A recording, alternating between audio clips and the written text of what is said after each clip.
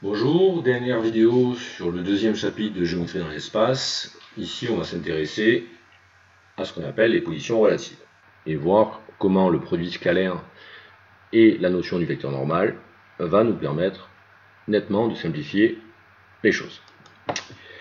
Donc d'abord, on va s'intéresser aux positions relatives plan.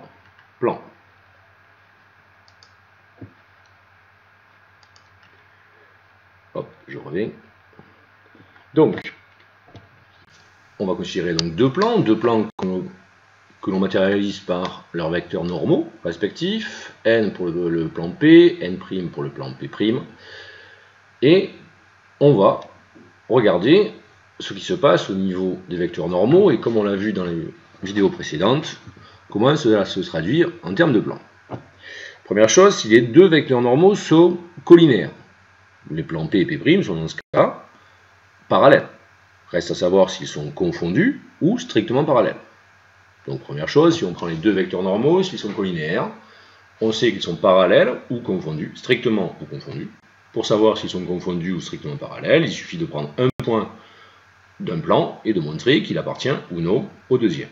Si un point du plan P appartient au plan P', dans ce cas-là, ils seront confondus. Si un point de P n'appartient pas au plan P', dans ce cas-là, ils seront strictement parallèles. Enfin, si les deux vecteurs normaux ne sont pas collinaires, dans ce cas-là, les plans P et P' sont sécants, et on sait que dans ce cas-là, ils sont sécants suivant une droite D.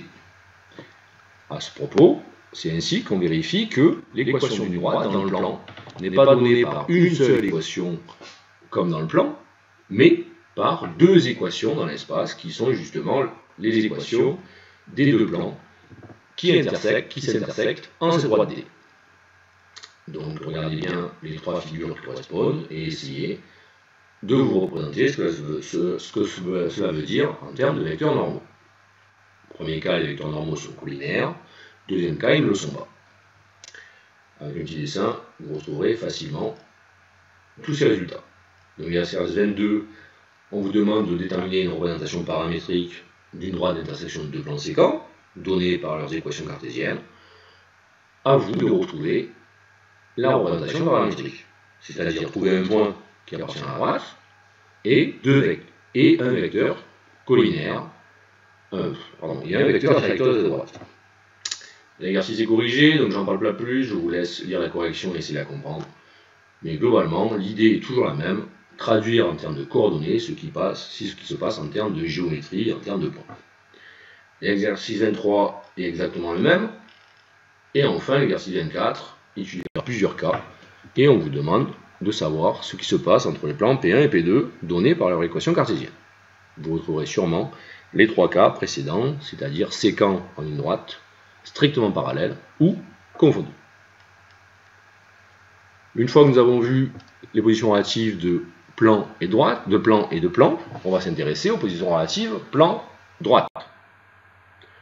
Lorsqu'on aura un plan, il est défini par un point et un vecteur normal. Quant à la droite, elle est définie par un point et un vecteur directeur.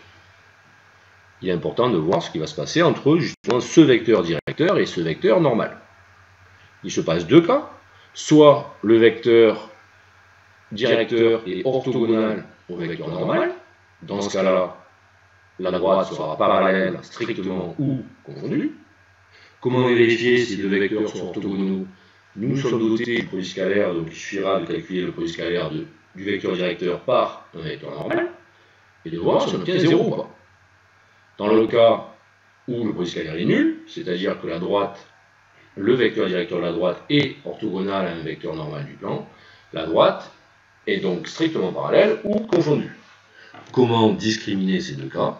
Simplement en prenant un plan de la droite ou du plan, et en regardant s'il appartient au plan ou à la droite réciproquement.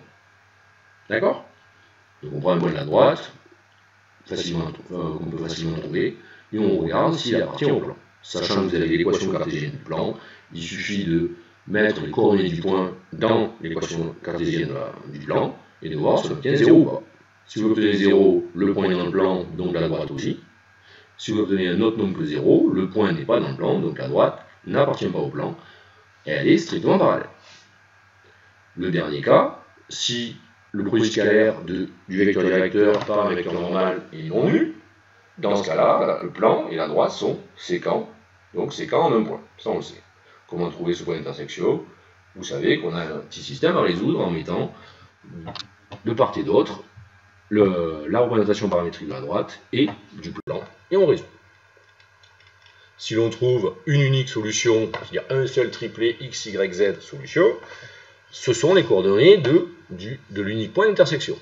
Si l'on trouve une infinité de solutions, ça veut dire qu'on a une infinité de points, ça veut dire que la droite est contenue dans le plan.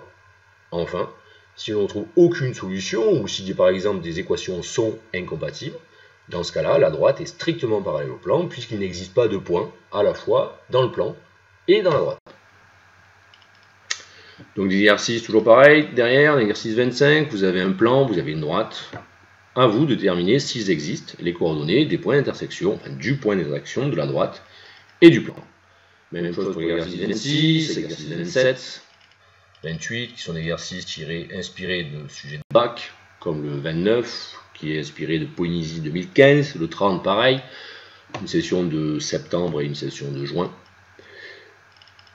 Et une fois que vous aurez su faire tous ces exercices-là, vous aurez compris comment trouver les positions relatives de droite, droite, plan, plan et plan, droite.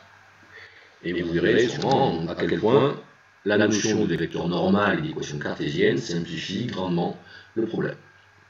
Enfin, on s'est intéressé à l'intersection de deux plans. Ce qui peut vous paraître embêtant, c'est que lorsqu'on intersecte deux plans, on trouve une droite. Je sais bien que vous auriez aimé trouver un point. Pour trouver un point, il ne faut pas non pas considérer deux plans, puisqu'il reste beaucoup de place, mais trois plans. Et on va voir que dans certains cas bien particuliers, l'intersection de trois plans peut donner un unique point. Mais les cas sont un peu plus nombreux. Donc ce programme-là, cette partie-là est hors programme, mais on ne sait jamais, pour peu que vous tombiez sur un sujet de bac intéressant, vous pourriez avoir ces cas à traiter. Donc, voilà ce qui se passe. Le premier cas, les trois plans peuvent être strictement parallèles. Dans ce cas-là, l'intersection est vide. Aucun point appartient aux trois plans. Deuxième cas, on peut avoir seulement, au lieu d'avoir trois plans, on peut avoir deux plans parallèles et un plan séquent. Donc dans ce cas-là, vous reconnaîtrez peut-être une figure qui ressemble analogue à une figure du plan, mais qui a l'intersection des trois plans. À partir du moment où les deux plans parallèles n'ont pas l'intersection des trois est vide, même si un plan intersectera chacun des deux autres en une ligne droite. Donc ça, c'est le cas où il y a deux plans strictement parallèles. Enfin, les plans peuvent être séquents 2 à 2. C'est-à-dire que le plan P va intersecter le plan Q. Je crois que j'ai pris P et P seconde. Donc le plan P et P' sont séquents, P et P seconde sont séquents, et enfin P' et P seconde sont séquents. S'ils sont séquents, on sait qu'ils sont séquents en ligne droite. Donc on obtient trois droites d'intersection, D', D et D secondes. Ici, on peut se passer la question de qu'est-ce qui se passe sur ces trois droites. En fait, vous avez un théorème tiré du théorème de Thoi, mais une version plus générale s'appelle le théorème de Desargues, qui dit que ces droites-là seront soit parallèles, soit concurrentes à un unique point A. Un peu plus compliqué, ça m'étonnerait vraiment que vous tombiez sur ce cas-là. Troisième cas, on peut avoir des plans un peu comme une porte que l'on ouvre et qui ont fait prendre plusieurs positions. Les plans P, D et Q peuvent être séquents en une seule droite. D'accord? Imaginez une porte que vous feriez bouger. Là où se trouvent les charnières, c'est la droite d'intersection de ces trois plans. Donc l'intersection dans ce cas-là des trois plans est une droite. Vous voyez qu'on peut avoir rien, une droite. Et on va voir si on peut avoir un peu moins, mieux. Enfin, le cas que vous attendiez, les trois plans peuvent être séquents en un unique point A, qui sera justement un point dont les coordonnées seront solutions des trois équations de plan. Donc la figure était un peu difficile à faire dans l'espace, mais je crois que vous comprendrez. Au passage, vous remarquez que si le point A appartient aux trois plans, il appartient aussi à deux. L'intersection de deux plans étant une droite, ce point-là va appartenir aux trois droites d'intersection. Donc, deux manières de trouver les coordonnées du point A, soit comme étant le point qui appartient aux trois plans, soit le point qui appartient aux trois droites d'intersection. Bon, il y a quand même une manière de faire qui est plus facile que celle-là. Le dernier cas, enfin, c'est les trois plans sont confondus, car quand même assez rare, et l'intersection de ces trois plans est un de ces plans. D'un point de vue algébrique, ça veut dire quoi? Dire qu'un point appartient à un plan signifie que ses coordonnées vérifient l'équation cartésienne de ce plan. Dire qu'un point donc appartient aux trois plans signifie que ses coordonnées vérifient les trois équations cartésiennes de plan. Autrement dit, ces coordonnées sont solutions d'un système d'équations à combien d'inconnus? 3. 3 équations, 3 inconnus. C'est d'ailleurs pour ça que l'on peut trouver un unique triplé solution qui sera justement les coordonnées du point d'intersection. Et lorsqu'on résout un système 3-3, comme cela s'appelle, un système 3 équations, 3 inconnues, on peut avoir différents cas de solution et qui se ramènent d'un point de vue géométrique aux 6 cas que l'on vient d'énoncer. Ok, donc globalement pour vous, si on vous demandait de faire ça, on vous demanderait sûrement et vraisemblablement de résoudre un système d'équations à 3 inconnues, 3 équations. Il serait sûrement facile puisqu'on est en terminale, et vous trouveriez un des 6 cas précédents. Je vous ai mis l'exercice 31, vous avez 3 équations de plan en 2 fois. Essayez de faire cet exercice-là, vous verrez, c'est pas si dur et ce sera un bon entraînement pour vous à la résolution de systèmes d'équations, un système linéaire d'équations. Un petit peu de substitution, un petit peu de combinaison linéaire. Et rappelez-vous surtout l'essentiel, c'est que l'on veut se ramener à une équation, une inconnue. Donc quelle que soit la méthode, substitution ou combinaison linéaire, l'objectif étant d'éliminer successivement les inconnus pour se ramener à une seule équation, une seule inconnue. Quelque chose d'autre qui est un peu hors programme, mais c'est la sphère, et ce serait dommage, vu la simplicité, de s'en priver.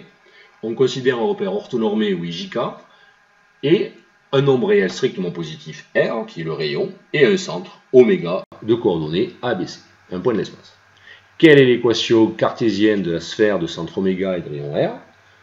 On vous dit que c'est une équation, non pas du premier degré, mais du deuxième degré, ce qu'on appelle une forme quadratique, de la forme x moins a au carré, plus y moins b au carré, plus z moins c au carré est égal à r carré.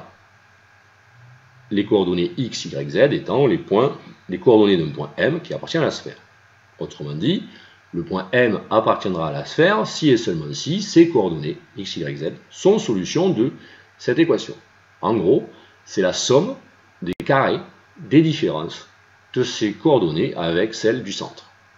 Comment on obtient ça? C'est relativement facile en s'appuyant sur la définition de sixième d'une sphère qui est qu'un point M appartient à la sphère de centre oméga et de rayon R si et seulement si la longueur oméga M est constante à R. Comme ce sont des nombres positifs, ceci est équivalent à dire que oméga M carré est égal à R carré. On traduit en termes de coordonnées et on tombe simplement, facilement, sur l'équation cartésienne de la sphère. D'accord? Remarquez, pourquoi est-ce que la sphère n'est pas au programme de terminal S? C'est justement parce que c'est une équation non linéaire mais quadratique. Mais bon, c'est quand même pas bien compliqué. Je pense que pour ceux qui ont compris, vous pourrez vous intéresser à trouver l'intersection d'un plan et d'une sphère. D'un plan et d'une sphère, normalement, on doit trouver un cercle, avec un peu de bol.